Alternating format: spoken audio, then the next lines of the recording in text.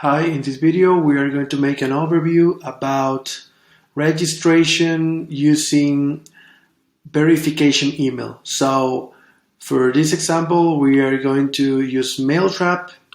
We can choose Laravel and get the credentials. Mailtrap allows a free inbox for development, and it's really simple to use, so it's a great deal. We are going to override all these credentials from mail encryption to mailer, and we're going to add a fake email just to test. Okay, we are ready. We have all the endpoints, and first, to add registration with email verification, we need to add an interface in user model. We are going to implement must verify email, and right now we are able to add users. We have this passport users table, and we're going to refresh. We don't have any user.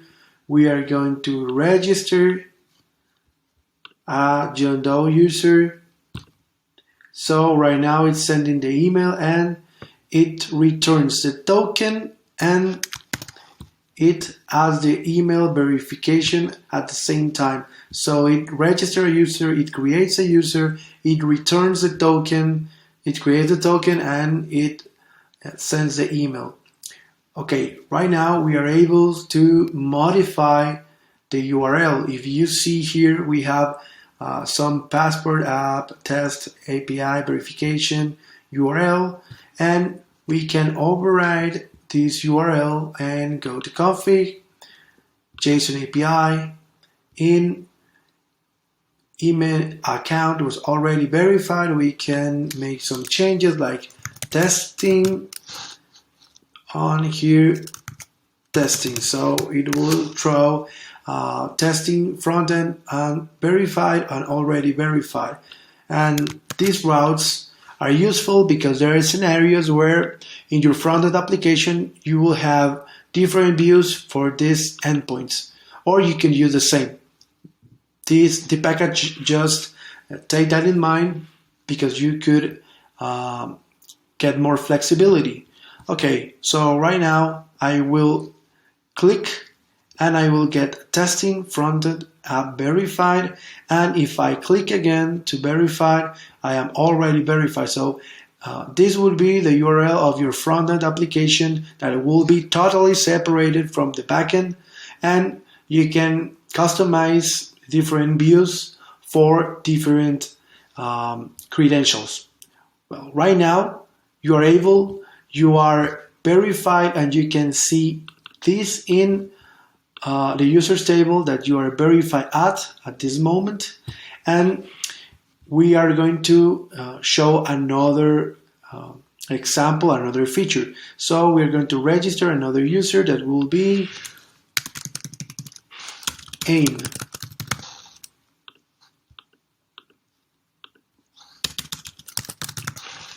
We're going to save, and at this moment, if you see the documentations in JSON API Auth package documentation, you can see that we have a verified middleware sample route in routes/api.php. So if you go to routes/api.php and remove the comments, you can see a get method, route, an endpoint, and a message. But we are not allowed to see the message because we have a middleware for authentication and verification.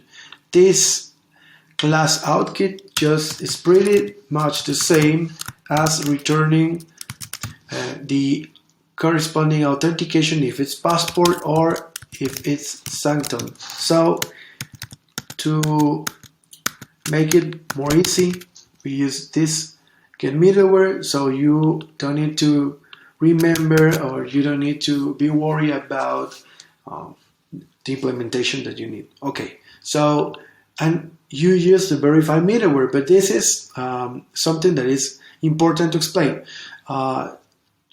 RESTful APIs are stateless, so the only way to get if a user has a verified email account is to first get the user. So that's why we use the authentication middleware for the authentication package, even if it's Passport or if it's Santum. Okay, so explaining there, we could go to the endpoint and we can see that if we register Endo and we get the token, we are not verifying the email at this moment, and change the bearer token, we could see that this endpoint will throw an error because your email address is not verified and it's on a board. So if your application is in production mode, it will throw just the message. And of course, as we are in development, this doesn't happen. But if we verify the email and hopefully have some view in the front end, or a view if the email is already verified, and now return with the credentials,